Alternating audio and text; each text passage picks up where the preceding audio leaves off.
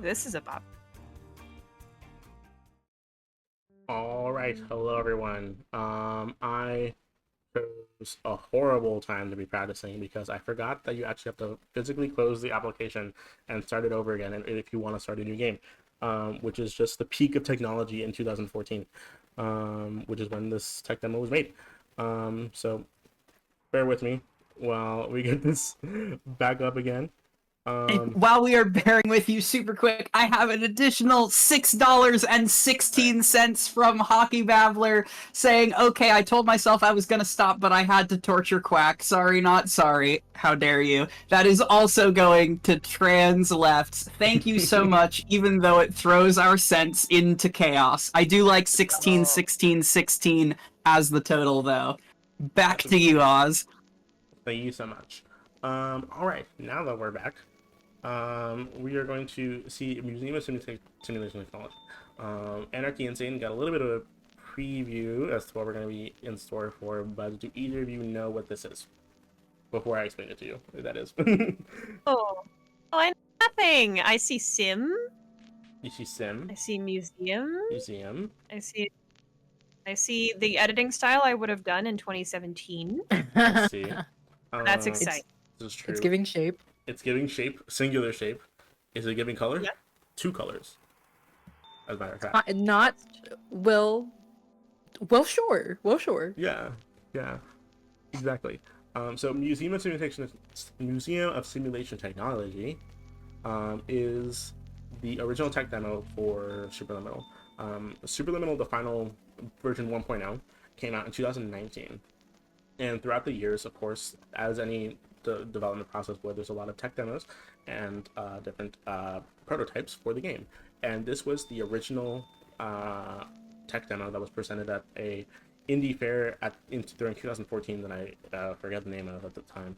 And this is the original, like, OG version of Museum of Simulation Technology, the OG version of Superliminal. That this was the first thing that the world was exposed to about Superliminal and its conception. So with that being said, we're just going to go straight into it. The estimate is 5 minutes. You can see on speedrunning.com that the world record is in fact 49 seconds or around there. But I'm going to be going a little bit slower in order to show off some stuff. But yeah, timing will begin once we press start here. So 3, 2, 1, go. Good. All right, so we have no flash, no smoking, no pets, no hidden pets. We cannot bring any of those into the Okay, I'm already stressed. Get through this fast so we don't have to see any of this anymore. We have all of these things that we can just grab and bring towards us, including the Statue of Liberty that went way over there. If an object is being blocked by another object, you can pick it up, as you can see, because you can't pick up the Eiffel Tower unless we're in direct line of sight of it.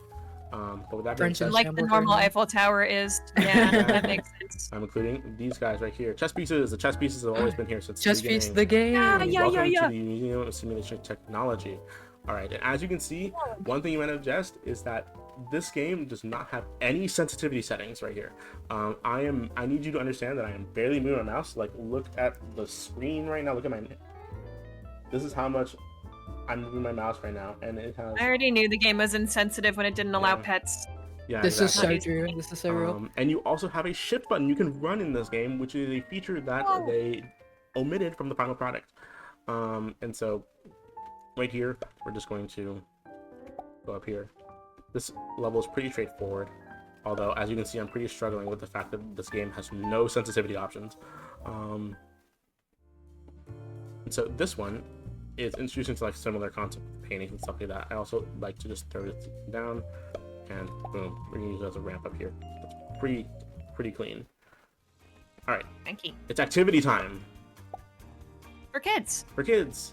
Shapes and colors. Shapes and colors. Yeah. Shapes with colors. Shapes with colors, actually. So this is another one that is similar to the fan puzzle with the Jenga tower that we saw in the original, or in the final product. And we're gonna have that fan just knock down this, and you can actually just bring in the exits as soon as it falls off and bring it towards you. As long as any part of your body is touching the end portal, you will immediately be transported to the end. Because, for example, A body in this? that Van Gogh. excuse me. Paintings. There we go. Perfect. Whee! Oh, come on. Sometimes a portal does that. Especially in this one. Oh, please, I'm gonna restart because sometimes that happens with the portals in this game. We're just going to bring it up here. Please. Is it big enough? Is that the issue? What is going on here? You're getting buried right now. I'm getting donut walled right now. You're getting trolled. I'm getting straight up donut walled by this game. What is going on? It's incredible. Why would it let me go through? Frame imperfect. Yet again. Frame imperfect. Frame imperfect. I mean, that's another example of something that was kept into the final product. Just broken. What if I just put it down once? There we go. Okay. Hey. So yeah. First try, every try. First try, every try. We're gonna make this guy real big, and we're gonna go through here. Perfect. Oh wait, no, I did it right. I'm just getting confuzzled. And time. Hey. That's a Museum of Simulation Technology. I always butcher that name because there's so many syllables in it. But it's okay. With that being said, as you can see, there was a lot of stuff that was kept in since the beginning of the game's conception, such as the fan puzzle, the chess piece, theme, and just general basic mechanics. I really like the ability that you can just grab the portal that finishes the level itself and then bring it towards you. You don't have to go through it. As long as any part of your body is touching it, you can just leave the level.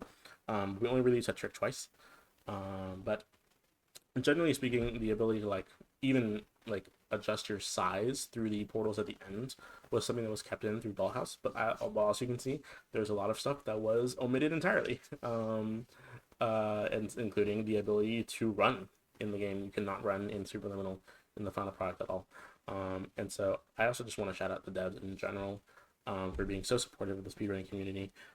They were able to really tune into when we had our first wishlist tournament, and they were also really, really kind when this was shown off at both AGDQ 2023 by myself and Frost Fatale's 2023 of that same year by the world record holder of this category, Sapphire.